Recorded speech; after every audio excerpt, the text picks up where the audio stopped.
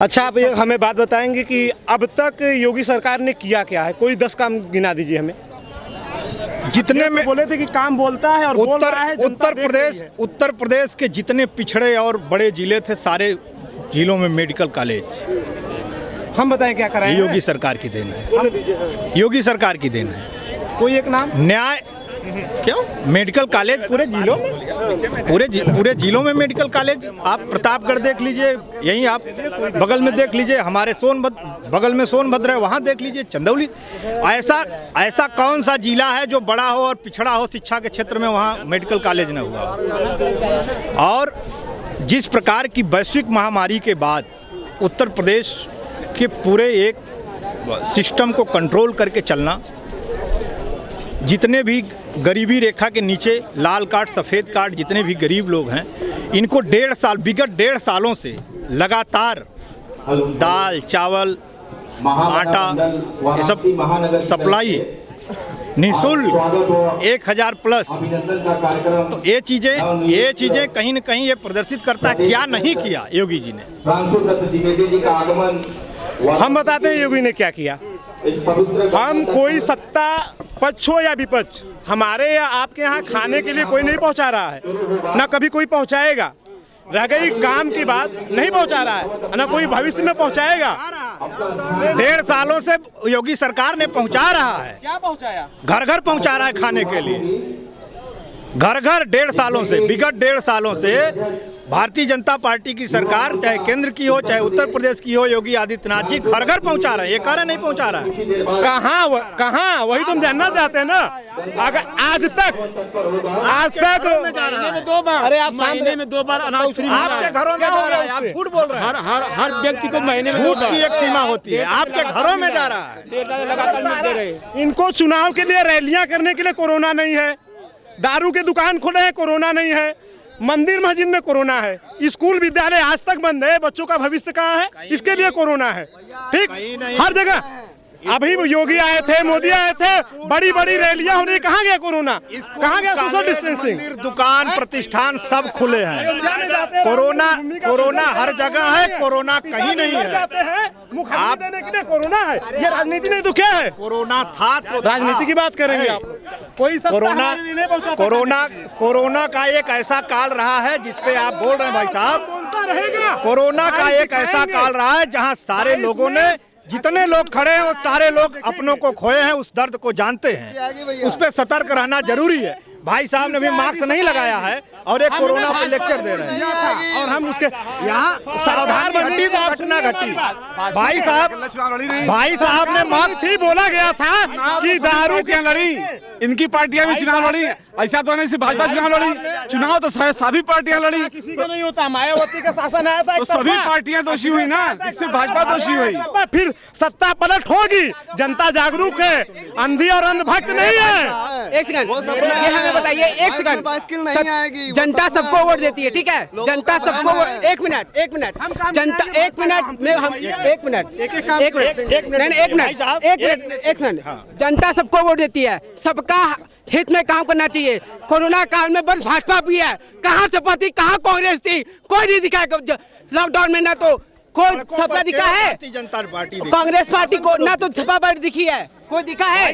भाई साहब कोरोना पे लेक्चर दे रहे हैं, और ये सतर्कता इनको बरतनी चाहिए कि मास्क लगाना चाहिए। सर यहाँ जितने, मेरा सुन लीजिए, कौन नहीं लगाया? कौन लगाया? यार आप तो लगा के संदेश दीजिए भाई, आप संदेश दीजिए। तो उनके नेता भी तो बोले कोरोना का माहौल गरमा रहा है। कोरोना को माननीय जी, कोरोना को आप जैसे लोग बढ़ा रहे हैं, बंद करवा देंगे। आज लोग चाहते हैं कि स्कूल कॉलेज और ये न चले। मदिरा का दुकान हाईवे से 500 मीटर पर दूर होगा, आज भी हाईवे पे है। ठीक, के प्रति 1 करोड़ रोजगार देंगे। माननीय प्रधानमंत्री मोदी जी ने, भाजपा जी ने, सरकार ने सबके लिए काम किया है, और जिसको ना दिखे वो अंधा, तो हमारी कोई कोशिश नहीं है। जनता 22 में आपको मिलेगा, साइकिल पंचर हो चुकी है, कमल खिलेगा, ठीक है? कमल खिल के रहेगा, ना तो हाथ आएगा, ना तो साइकिल आएगी। और बीजेपी जितना कर दी है ना। ये बताइए, कोरोना की बात करें, आपके नेता बोले थे कि वैक्सीन नहीं लगवाएंगे। तो लगवा तो रहे। ये देखिए, एक मिनट, उस पर नहीं बोलेंगे। क्यों नहीं बोलेंगे? बोलना हमारा हक है। बोलने के लिए शब्द नहीं है। वैक्सीन एक बोले थे वैक्सीन नहीं लगवाएंगे, लगवाना पड़ा था उनको वैक्सीन। और आप लोग कह रहे हैं कि बीजेपी में काम नहीं हुआ, सबसे ज्यादा अगर काम हुआ है तो बीजेपी में ही हुआ है। और लोग सोच रहे हैं कि अखिलेश भैया को बना देंगे प्रधानमंत्री, तो उससे नहीं होगा। सर बरसाती मच्छर है, जब चुनाव आता है तो इन लोग सामने आते हैं जनता के लिए, पर ये भाजपा पार्टी हमेशा जनता के लिए खड़ा रहती है और खड़ा रहेगी। ठीक है सर, नहीं ये आप लोग ये कह रहे हैं कि 2022 में 100% सरकार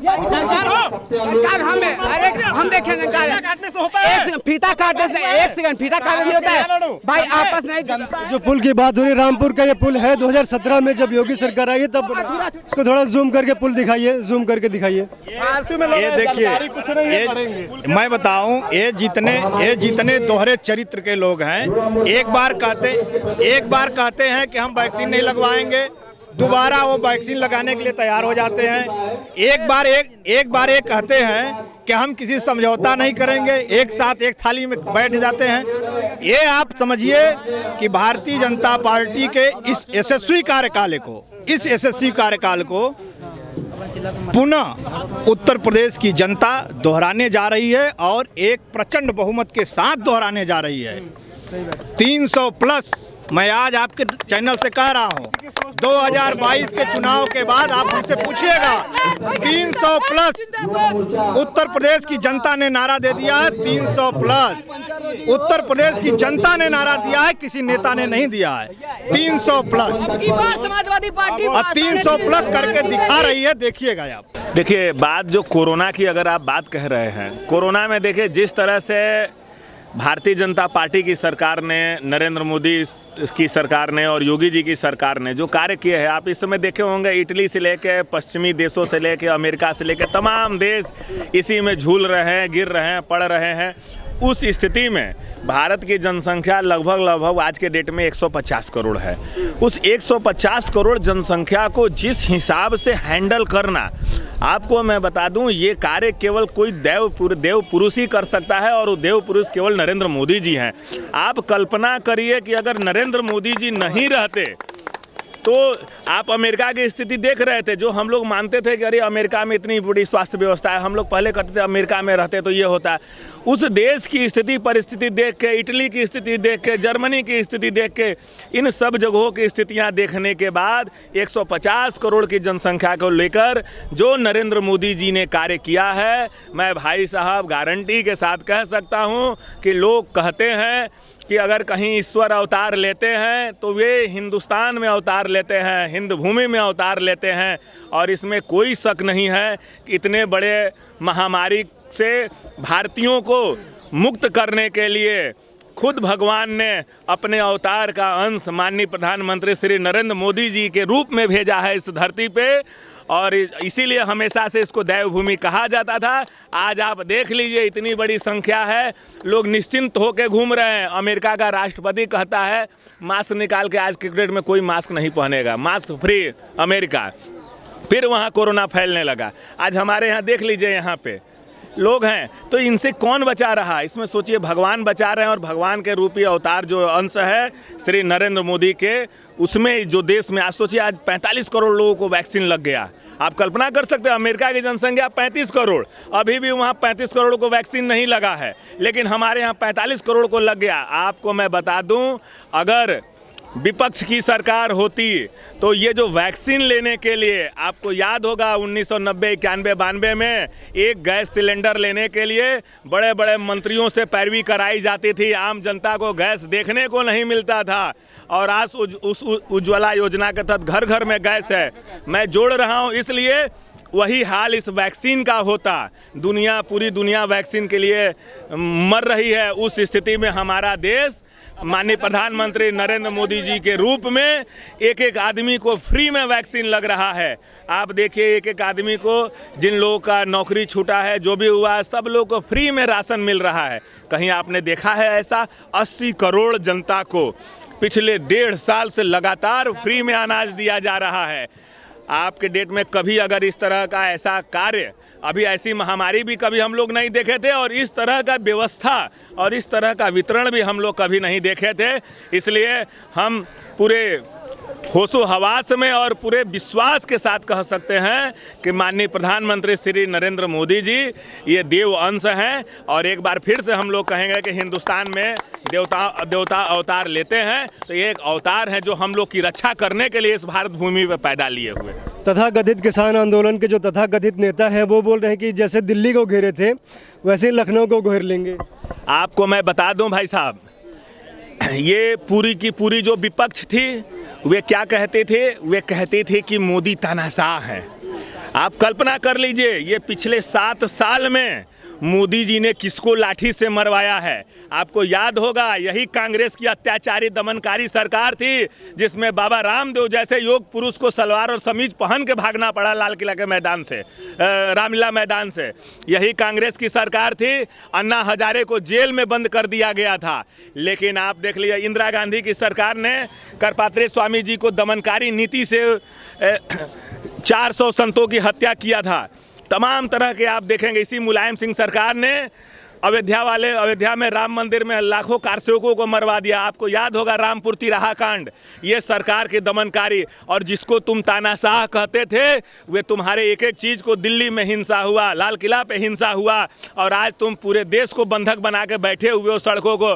उस समय भी कितने धैर्य से और कितने सहनशीलता से तुम्हारी एक एक बात को, इस लोकतंत्र को जिंदा रखा हुआ है। तो ये सारे विपक्षियों का जो कहते थे कि मोदी तानाशाह है, आपको दिखा दे कि मोदी के लिए ये मिनट भर की बात है। जो राकेश डकैत है जो घूम रहे हैं ये 2 मिनट में बैठ जाएंगे, लेकिन नहीं, ये लोकतंत्र है। लोकतंत्र में विपक्ष को भी स्थान दिया जाता है। आप आपातकाल का स्थिति देख लीजिए, इसी कांग्रेस ने एक एक आदमी को जेल में बंद करने का कार्य किया था। लेकिन हमारे प्रधानमंत्री श्री नरेंद्र मोदी जी ने विपक्ष को प्यार से सुन रहे हैं, भाई चलो तुम्हारी ये है। तो इनके कहने से कहीं घेर ले कोई मतलब नहीं है। जनता जान चुकी है कि ये सब फ्रॉड है। आज आप देखिए चुनाव लड़ने की तैयारी कर रहा है भारतीय किसान यूनियन, वे कह रहा है कि हम प्रत्याशी लड़ाएंगे।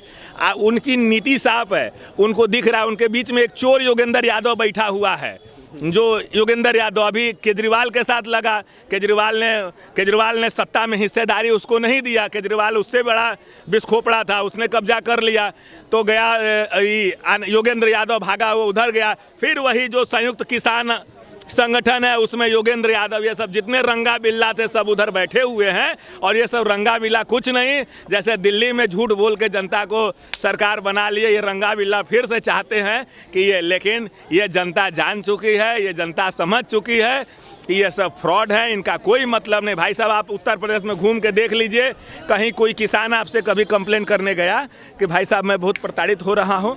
किस चीज़ की प्रताड़ना? ना कोई किसान केवल उसी पंजाब में रहते हैं, उसी हरियाणा में रहते हैं। और भारत में किसान उड़ीसा का किसान कहाँ है, कर्नाटक का किसान कहाँ है, तेलंगाना का किसान कहाँ है, तमिलनाडु का किसान कहाँ है, बिहार का किसान कहाँ है, गुजरात का किसान कहाँ है? केवल किसान वही पंजाब और हरियाणा में बैठा हुआ है। तो भाई साहब मैं आपको बता दूं ये एक सोची समझी रणनीति है, साजिश है। और ये एक तरह से समझ लीजिए कि देश की जनता को बरगलाने का ये काम हो रहा है।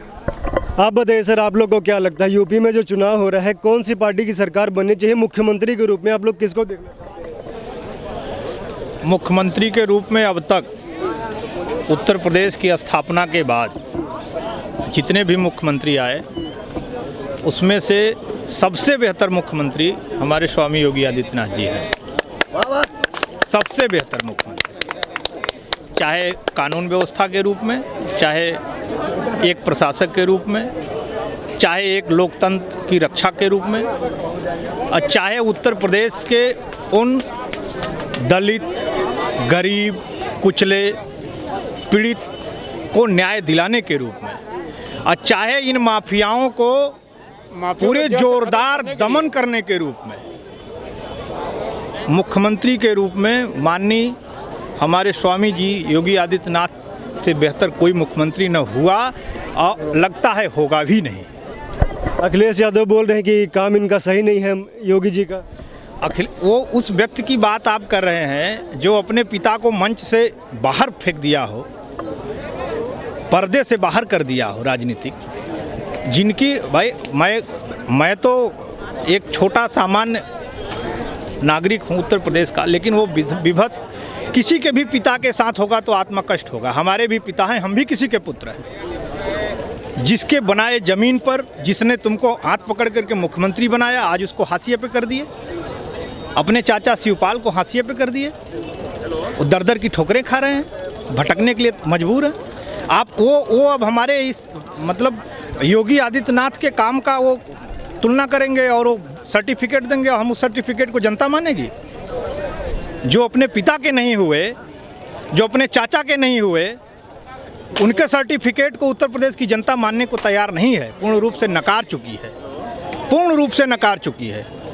और आने वाला परिणाम 2017 से भी बड़ा एक रेखा खींचने जा रही है उत्तर प्रदेश की जनता। कहीं ऐसा ना हो कि 350 प्लस हो जाएं, 350 प्लस के और जनता भारतीय जनता पार्टी को देखना चाहती है। नहीं लगा सकता।